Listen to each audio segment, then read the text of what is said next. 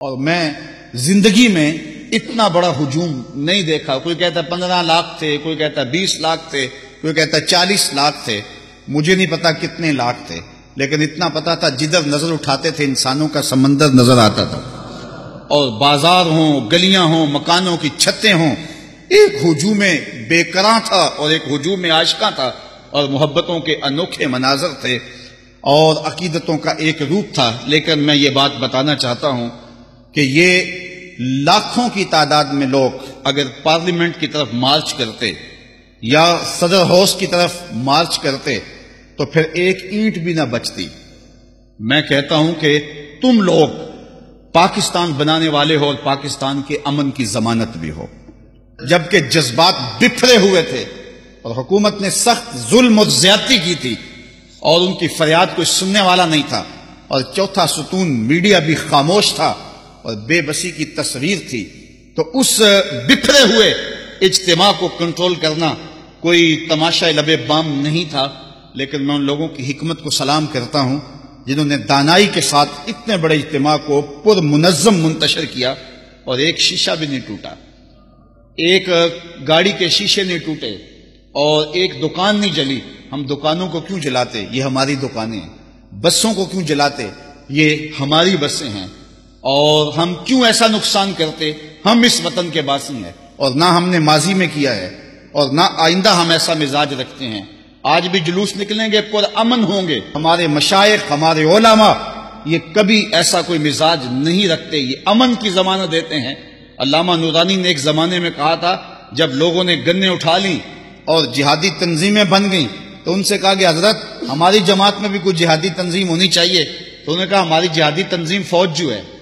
تو کسی نے کہا حضرت یہ تو کل لوگ چھا جائیں گے اور ہمارے اوپر آ جائیں گے. تو انہوں نے ایک جملہ کہا تھا, اگر ہم بھی گنے اٹھا لیں پھر امن کی ضمانت کون دے گا؟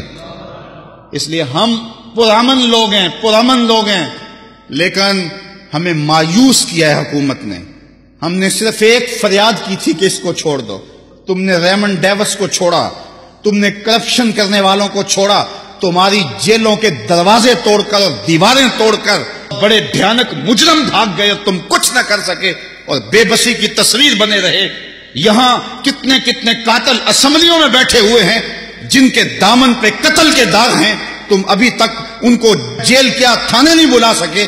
تمہاری ہمت اتنی ہے کہ جو ہے وہ بڑے بڑے قاتل 200 آدمیوں کا قاتل آج بھی میڈیا کے اوپر چیختا ہے اور تم بول نہیں سکتے ہو.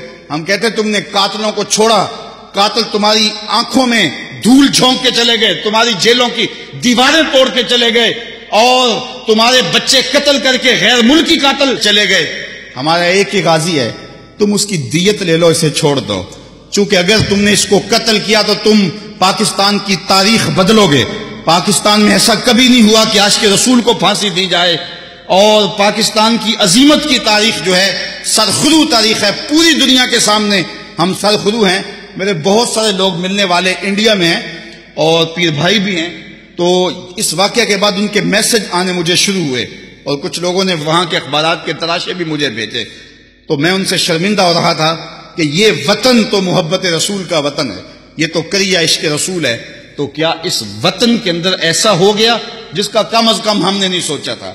ہم یہ کہتے تھے کہ یہ کبھی ہوگا بھی نہیں, کہ یہ بے غیرت تو یہ ہیں, ہمیں اس بات کا یقین ہے, اس میں کوئی شک نہیں ہے. لیکن یہ کبھی ہوگا نہیں کہ غازی کو پھانسی لگائیں. اگرچہ یہ مغربی پریشر کی وجہ سے چھوڑیں گے بھی نہیں, لیکن پھانسی لگانے کی بھی جرأت اور حماقت نہیں کر سکتے.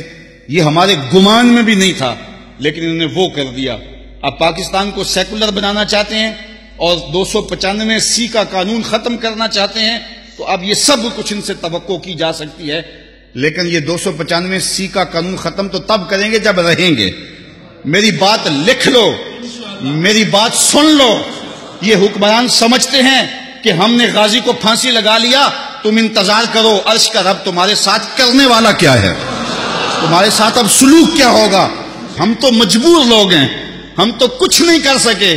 لیکن جس کے رسول کی توہین کرنے والے کو قتل کرنے کے جرم کے اندر غازی کو شہید کیا گیا ہے, وہ رب بڑا غیرت مند ہے.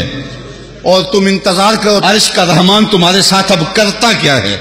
تم کہتے ہو علماء کو جیلوں میں ڈال دو جیلوں میں, اب باقی بچا کیا ہے, اب باقی رہ کیا گیا ہے؟ اب تم انتظار کرو کہ تمہارے ساتھ رب کرتا کیا ہے اور تمہارے ساتھ حال کیا ہوتا ہے. تم رسوائی اور ذلت کے اس مقام پہ پہنچو گے اور عبرت کا نشان بنو گے کہ دنیا دیکھے گی اور تم رسوا ذلیل ہو جاؤ گے. اور غازی کل بھی زندہ تھا، غازی آج بھی زندہ ہے، اور اس کا نام بھی باقی ہے، اس کا پیغام بھی باقی ہے. اور یہ بھی سن لو کہ غازی اگر چلا گیا ہے، جب غازی علم الدین کو شہید کیا گیا نا تو ایک ہندوؤں نے جلسہ کیا، کہا کہ ایک شخص اٹھا تھا، ہم نے اس کو مار دیا ہے، اب ہم جو چاہیں کریں. تو ایک مسلمان جلسے میں بیٹھا تھا، اٹھ کے کھڑا ہو گیا، اس نے کہا کرو جو کرنا ہے، غازی خود گیا ہے، چھرا چھوڑ کے گیا ہے، وہ ہم نے ساتھ دفن نہیں کیا، وہ چھوڑ کے گیا ہوا ہے. تو یہ مت سمجھو کہ ہماری خیرت مر گئی ہے.